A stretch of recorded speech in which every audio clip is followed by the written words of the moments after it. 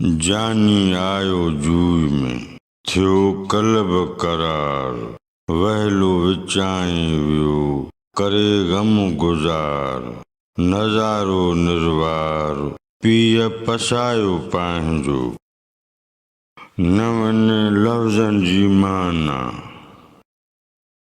जानी माना जान जो, जान वारो, जान सां वास्तो रखंदड़, दिल वारो, दिल घुरियो, प्यारो ऐं महबूब। ही लफ़्ज़ लतीफ़ साईं ॿिए बैत में पिणु कमु आंदो आहे।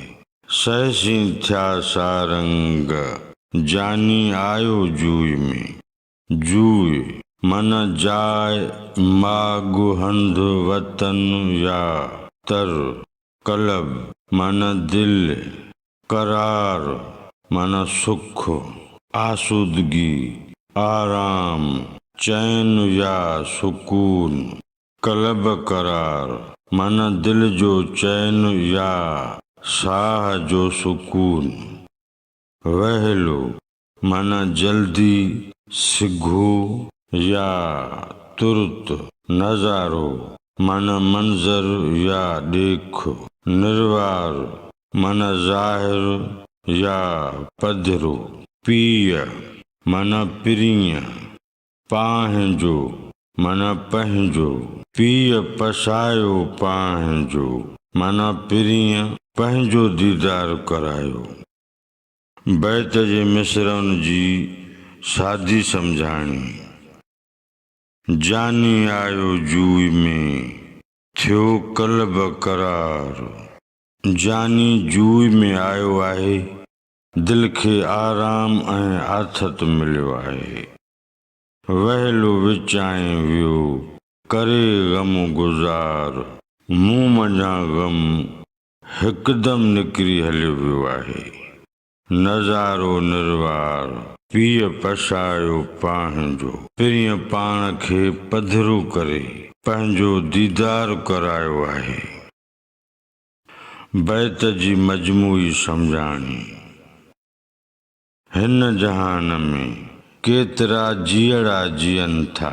हेॾे सारे जहान में हर जीअ जी जॻह, जाइ, जूई जुदारी आहे। उन जूई जो जहान ज़िंदगीअ जे समूरनि ज़रूरतुनि जी शयुनि, वथुनि, वखरनि सां भरपूर आहे, भरियलु आहे। जीअड़ा जीअरा था रहनि, पर जंहिं जूई में जेकॾहिं कंहिं जीअ जो जानी कोन्हे, सा जूई साह जे सुख सुकून जे सामान खां सम्झो त ख़ाली आहे। जंहिं जूई में जॾहिं जानी अची रसंदो आहे त पोइ छा थींदो आहे, सो भिटाई साईं बैत में थो बयानु करे। जानी आयो जूई में थियो कल्ब करार। वहलो विचाई वियो करे गम गुज़ार। नज़ारो निर्वार पीय पसायो पंहिंजो। मुंहिंज जानी कई महिरबानी, जंहिं फज़ल फरमायो जो जलवा फरोज़ थी जूई में आयो। जॾहिं जूई में आयो त साह में सुकून समायो। कल्ब खे करार आयो। पीउ जे प्यार सां कुल वेगाणा अयाणा, बाग़ बहार पुरवकार थी पिया।